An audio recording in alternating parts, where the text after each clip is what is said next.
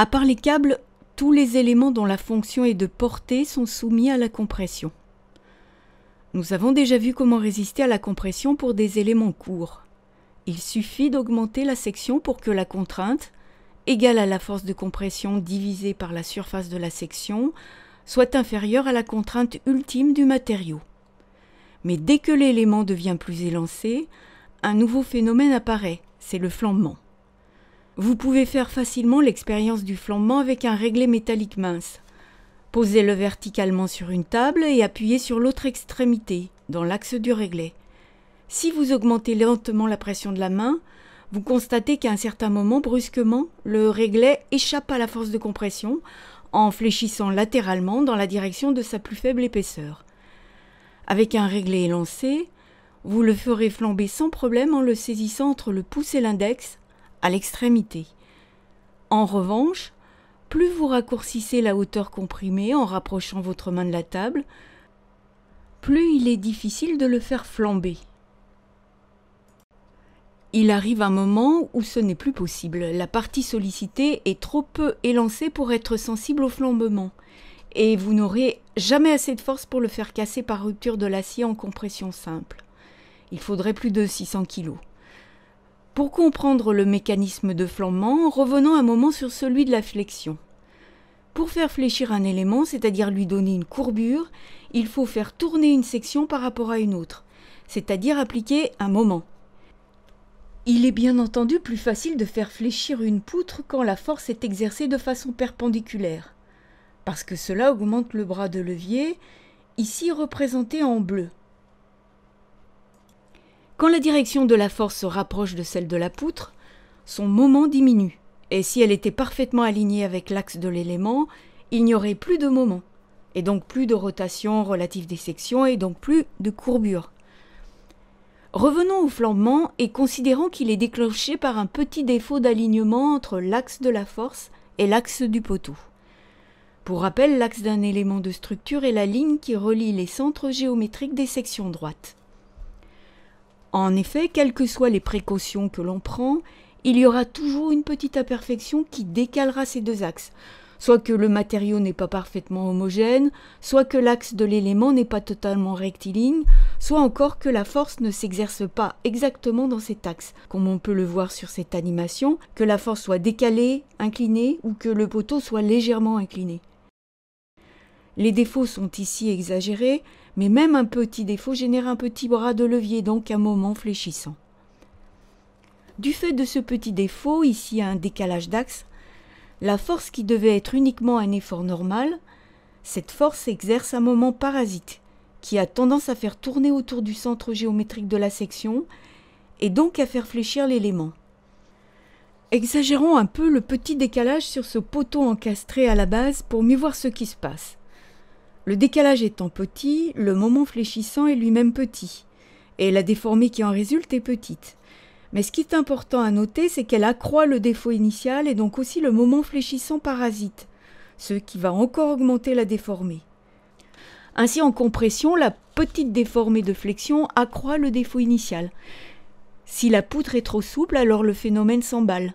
Le moment parasite ne cesse de croître de lui-même, le moment augmente, donc la déformée augmente, donc le moment augmente, et ainsi de suite jusqu'à rupture. Vous l'avez compris, il s'agit d'un phénomène d'instabilité, similaire à celui qui met en œuvre le basculement d'ensemble du poteau, mais dû ici à la déformation du poteau et non à une rotation d'ensemble. Il faut insister sur le caractère dangereux de cette instabilité qui se produit brutalement et devient irréversible dès qu'il est enclenché. Des exemples célèbres d'effondrement sont dus au flambement. Le pont du Québec à Québec en 1907, celui de Milford Haven en 1970 se sont écroulés lors de la construction à cause du flambement. On comprend mieux maintenant pourquoi les poteaux et colonnes sont généralement verticaux et rectilignes, à l'inverse des exemples suivants, qui exploitent justement le décalage entre ce qui est juste d'un point de vue structurel et inscrit dans notre intuition et les formes proposées.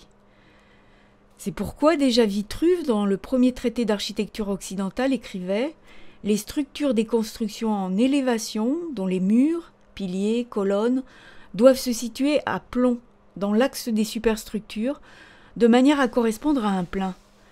Si en effet la charge des murs ou des colonnes se trouve en porte-à-faux, ils ne pourront pas avoir une solidité durable.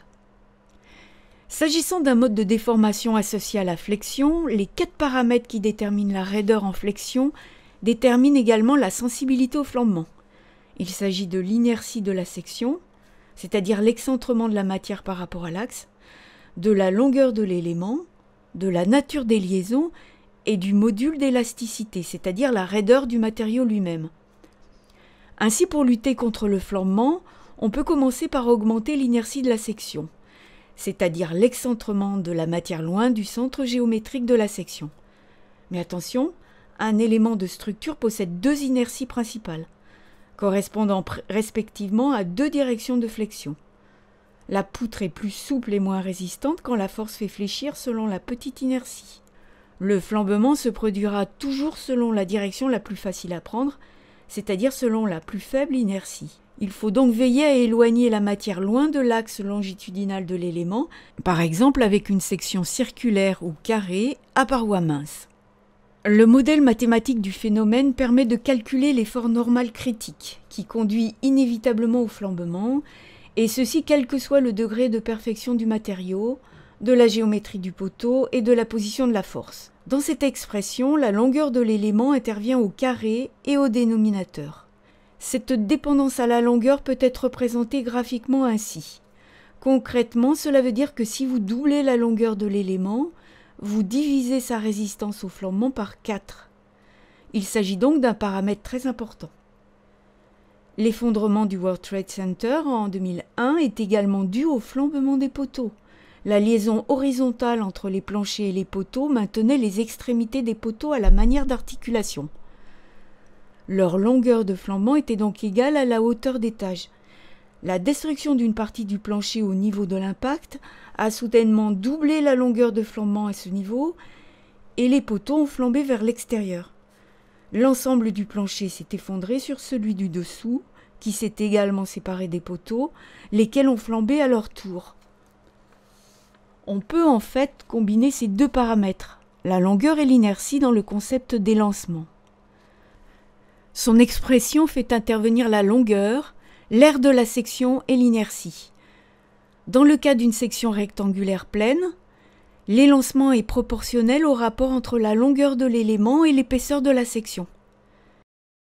Il faut commencer à s'inquiéter du flambement pour un élancement qui correspond à un rapport entre la longueur et l'épaisseur de 5,7 pour une section carrée pleine.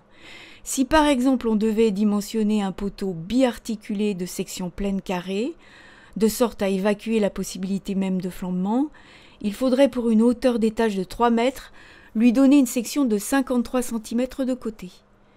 À cette condition, il suffira alors de vérifier que le poids porté, divisé par la surface, est bien inférieur à la contrainte admissible du matériau. En pratique, raisonner ainsi reviendrait à surdimensionner largement, et donc à gaspiller de la matière, de l'énergie et de l'argent. On préfère dimensionner le poteau de sorte à ce qu'il résiste au flambement pour la force qu'on lui demande de porter. Avec cette stratégie, le flambement n'est pas évacué, car c'est bien le mode de rupture qui sera engagé si la force augmente au-delà de ce qui était prévu. Le 3e paramètre qui influence la raideur est la nature des liaisons aux extrémités du poteau. On tient compte de ce paramètre en considérant une longueur virtuelle pour l'élément, d'autant plus petite que les liaisons sont contraignantes. On appelle cette longueur la longueur de flambement. Notons l'existence d'autres configurations qui conduisent à des longueurs de flambement qui sont d'autant plus courtes que les liaisons sont contraignantes.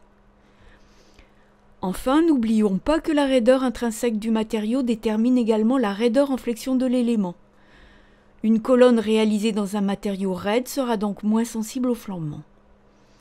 Pour finir, voici quelques exemples de formes qui sont conçues spécifiquement pour lutter contre le flambement. Dans cette sculpture, Santiago Calatrava donne aux éléments comprimés et élancés un profil particulier, faisant varier l'épaisseur de sorte à ce qu'elle soit plus importante au milieu. C'est une manière optimisée de lutter contre le flambement.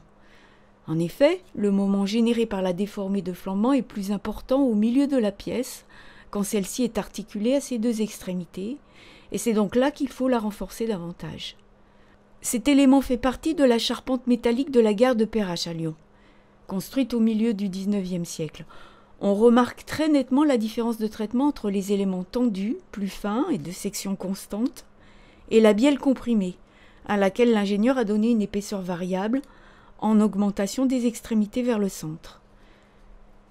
Il s'agit ici du centre de distribution de Renault à Swindon au Royaume-Uni, dont l'architecte est Norman Foster.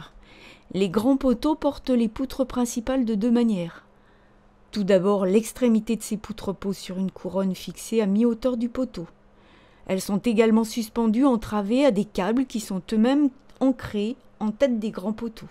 Enfin, les deux grands bras des poteaux d'angle tiennent un autre système de câbles destiné à équilibrer le poteau, qui aurait tendance à basculer du côté des charges portées.